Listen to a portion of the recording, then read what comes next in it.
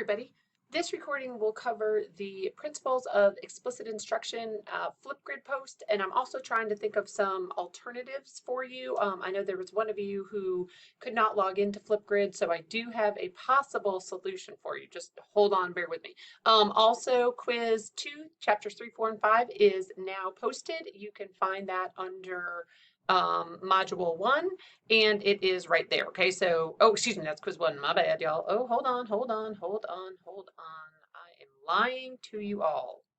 Picking back up from my bold-faced lie to you all, quiz 2 is found under module 2. Okay, so I totally lied a second ago when I said it was under module 1. That's a bold-faced lie. You all did a nice job on quiz 1 if I didn't tell you all that already. And so now module 2 is open, and I'll get back to the calendar and the assignments, don't worry. Module 2 is now open, so chapter 5 and chapter 5 with sound from the 10th edition is here. And then your quiz 2, which is due, look how fancy I am going back and forth, September 27th, my parents' anniversary. September's a busy month apparently in my family. And the 6th was my brother and sister-in-law's anniversary. So happy anniversary to all of them. So quiz 2 is chapters 3, 4, and 5. Okay, so chapters, and I know I probably should redesign this. Chapters 3 and 4 are here under module 1. And then chapter 5 is under module 2, okay? And then the quiz is right there. It is due, like I just said, on the 27th of September. Okay, and then 6, 7, and 8 are posted, but the recordings, you know, the sound for the 10th edition, I have not done those recordings yet, but chapter 5 is there. Okay, so the quiz is there, and then the next thing that I wanted to talk about, I want to go back to the calendar. So you did the quiz 1, you did your podcast questions. Principles of Effective Instruction is what I'm going to talk about in this little video, and then I will also, in the next few days or so, post what I'm looking for these instructional activities. Okay, because remember, you will post complete 4 of them. The first one, the second one, the third one, and then the fourth one is kind of that final project, right, where there's a lesson plan and some other stuff involved in that. But the first 3 are a lot more straightforward. But you can start looking in your textbooks, you know, for some possible ideas. And so those are found in chapters. So those instructional activities are found in chapters 4, 6, 7, 8, 9, 10, and 11. Okay, and remember, I will do the FAST strategy that we've talked about a little bit. I will use that as my example for the video that I'll post. All right, but you might want to start looking through those chapters and make sure you find the ones that say instructional activities. Okay, and even let me see if I can go to the textbook, and let me see, hold on. So if you have the e-textbook, let me see, let me go to a chapter that has, which of course I just mentioned to y'all. So chapter 6, I believe, has one, right? So okay, so if you click on chapter 6, if you have the e-text, or excuse me, click on this little arrow.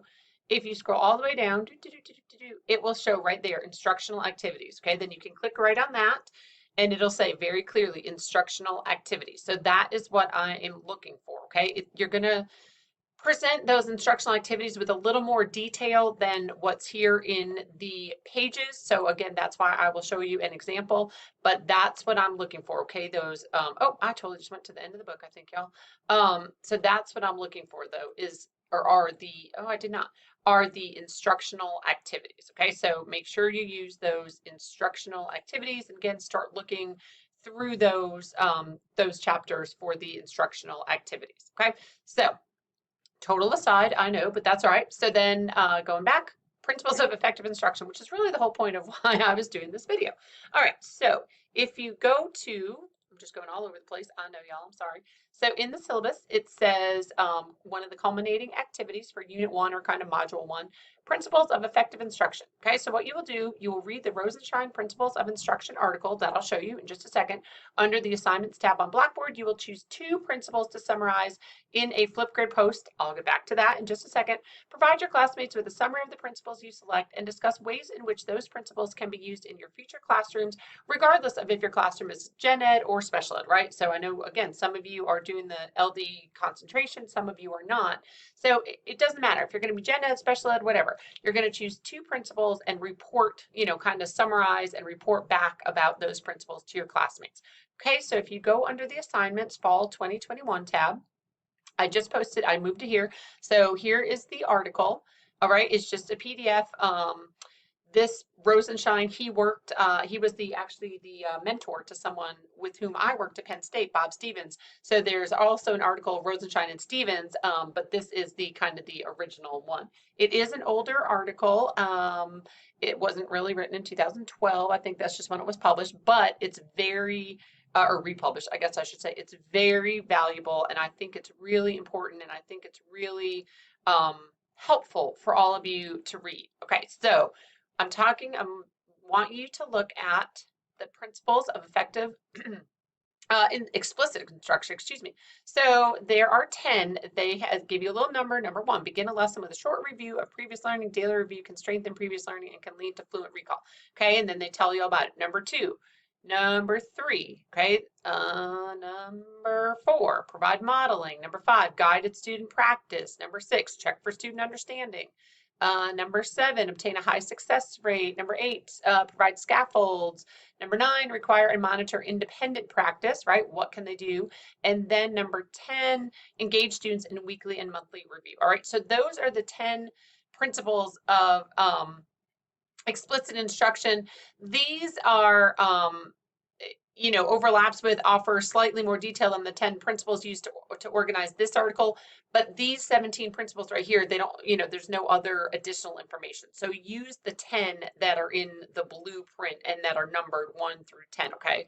So you will choose 2 of those principles. Make sure you tell us both the number of the principle and the name of the principal. So you just reread the name, the exact name, or the title, I guess, whatever you want to call it, of the principal, or the principal, not the title, not the name, just the actual principal. You all know what I mean. All right, so going back to that, I did say in the syllabus that you would do a Flipgrid post, but like I said, I know some of you, at least one of you had a hard time getting into Flipgrid, so I have a solution for you possibly. So you can either do a Flipgrid post, okay, or I just Googled, just because this is how nice I am, people. I Googled, can you post a TikTok to Flipgrid? I don't TikTok, I'm not a TikToker, whatever they're called, but if you want to be a TikToker, that's fine, as long as you can post it to Flipgrid so it can be visible to your classmates and to me. I don't want to have to log into anything. Don't make me become a TikToker. I can't remember any more passwords, okay? But if you want to do something else, if you want to do a TikTok or just a video of yourself that's not there are some solutions, but well, I guess I just realized if you can't log into Flipgrid, though, you might not be able to import a TikTok.